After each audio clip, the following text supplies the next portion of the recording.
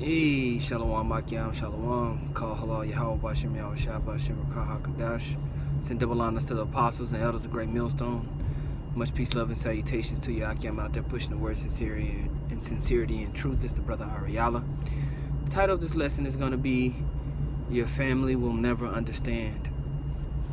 Your family truly will never understand you or what makes you tick or the, really, the mindset that it takes to be in the truth, or what we call be in this thing, to be a part of the ministry, the mindset that it takes to constantly look and watch for the coming of Yahweh Bashim Yahweh Shah, or the return of Yahweh Shah and the change of this place. In the book of Luke, it talks about any man that comes to me and hate not his father, his mother, or his wife, or his children, or even his own life, he cannot be my disciple. And that truly is a mindset that has to be ingrained into you over time. And the people who are closest around you, they may, although they might, show respect towards you or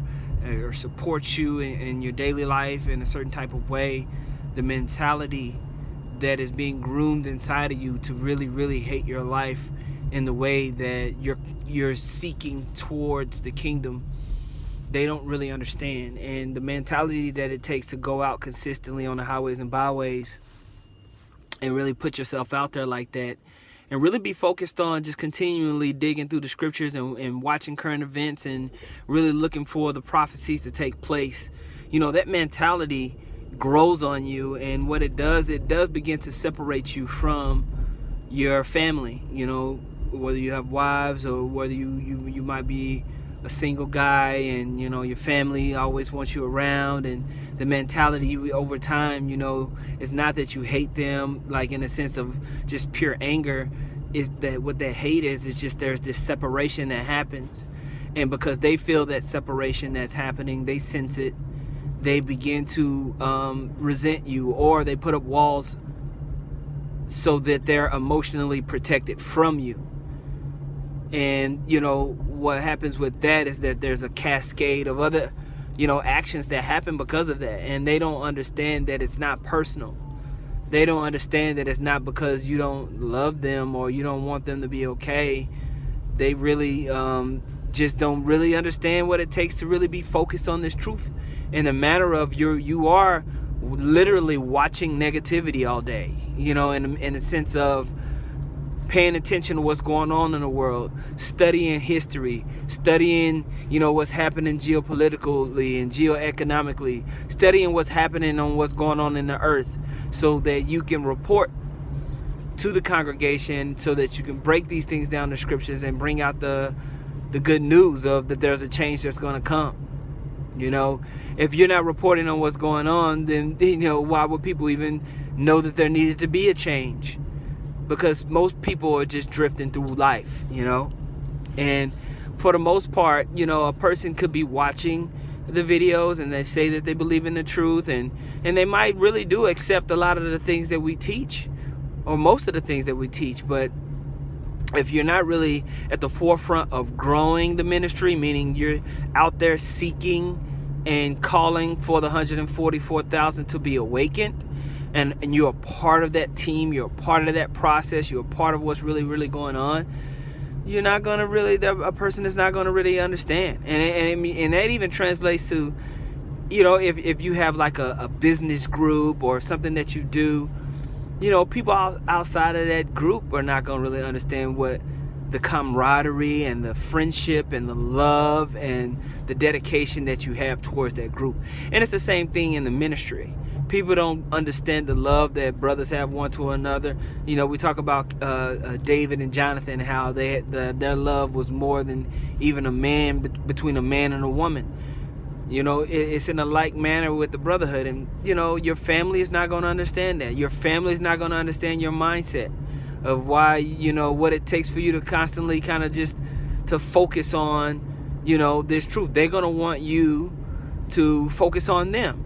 And if you can't put that focus in the way that they want, they feel neglected. They feel like you don't care. They feel like they can do better without you. And, you know, this is what happens over time, is people value what they see. They value these tangible things that we have here more than the intangible things that you are bringing to the table. You know what I'm saying? You know, the most valuable thing that we can have in this world is this truth, is this word. And, you know, the only tangible thing that can come along with that is a man of the Lord. You know, a man of the Lord is more precious than rubies and gold and all the little, you know, idiosyncrasies that people want in the world. You know, people want this idea of life in this world, and they'll disregard how much more important it is to be fully supporting a man of the Lord. And we're going to come into the times where the truth, or where the importance of that support is going to come to the forefront. And, you know, right now, this is why we tell brothers, man, you take what you can get, you know, in a certain sense of, if you're going to deal with a family, if you're going to deal with certain things, you got to understand, or you got to know that they're never going to fully understand you, you know. And they don't understand why you might have a chip on your shoulder. They don't understand the weight that's on your mindset. You know, they don't understand that. They don't understand, you know, they want, you know, why you're not happy right now. Why you don't want to just sit around and talk to them. Why you don't really want to, you know, do this or do that. You know, they don't understand. They just know what they see. And the only way for them to understand is to actually be a functional part of this thing. And that's not for them to do, you know. So it's important for us as the ministers that are in these situations to just know that the Most High called us into this ministry to put off those things. And the reason why Yahweh Shai said, if you don't hate your mother, you don't hate your father, you don't hate your wife, you don't hate your children, is for that very reason. It was to gird our minds towards what was going to happen emotionally, what was going to happen, you know, mentally, as far as being dedicated to growing and building this ministry. Okay? And it's important that we definitely understand that in these times as things ramp up, man. You're going to have certain people that you feel like support you, you feel like love you, you feel like, or you thought they loved you. You're going to go right or left, and they're going to go the opposite direction because they want what they want. Because they don't really value the direction that you're going and how you put the ministry and all of this before them. They see that as a threat, even though they don't say they do. Their defenses are up, you know. And a lot of times we make sacrifices. Being in this ministry is a huge sacrifice, you know. You're sacrificing certain things in the world, you know, in the flesh, you know. You're sacrificing those things. And so the things that we do to kind of just get by, you know, the things that we kind of do to just kind of just keep ourselves from going crazy. People don't understand, why would you do that, or why would you do this? Why would you go that way or go this way? You know, they don't know spiritually or emotionally the things that we do to get through this pilgrimage. You know, us as men, we understand that there's a calling inside of us, you know, to conquer, to have multiple wives, to build enterprise, to create, right? And there is a level of sacrifice that you go through, putting those things off to focus on growing the ultimate enterprise, which is this ministry, man. Your family's not going to understand that. Your friends are not going to understand that. They're not going through this. And so the decisions that we make, that's why the scripture says that we are judged of no men. No, because you'll do something and people will say, oh, you're being selfish. You're just thinking about yourself. Because they don't understand.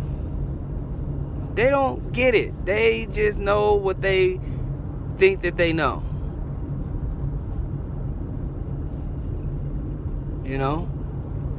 So when you have people that's not really focused on this truth, trying to compare to you what they do compared to what you do, don't even worry about it, man. Because they don't know.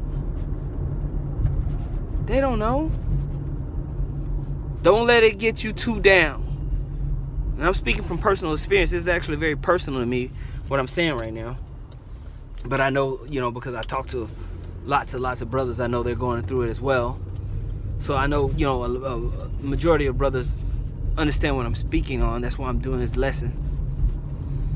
Is you can't allow that to distract you or deter you from the mission of this ministry, the mission of growing this thing, and knowing that when the kingdom comes, man, all things will be corrected. All things will be in proper place. That appreciation that you're so desperately wanting, you know, you'll get it through Yahweh Shah first, man. Your family is not going to be able to appreciate you the way that you read about in the scriptures. You know? And you have to know that. You got to know that you're waiting for something better. And not allow it to just beat you down mentally and emotionally. Okay? You got to just fight through it and keep pressing forward. Because we are waiting on the kingdom. We are waiting on the kingdom, and we're close, man. And that's why I like to say, don't piss yourself right in front of the pot. Don't piss yourself right in front of the pot. The hardest time to hold your pee is right when you get to the toilet. You held it all the way when you were driving. You got in the parking lot. You jumped out the whip. Got in the house, and right when you get to the pot is when you want to release. Don't piss yourself. Yahweh Shemiah Shah will allow us to release soon. Okay? These people, they're not going to understand you. They're not going to understand your mentality. They're not going to understand why you move the way you move. They're going to blame you. Okay? That's just the way it is, man. That's just the way it is. So you just got to maneuver, do the best you can, and keep on rocking. Okay? We are close. We are close to not having to deal with BS compromises. We're close to not have to deal with people threatening you, telling you what they gonna do because they value themselves over and what they do more than what they value within this ministry and what's going on. Okay? We're close, man. The prophets will not be taken advantage of for too much longer. That's a promise.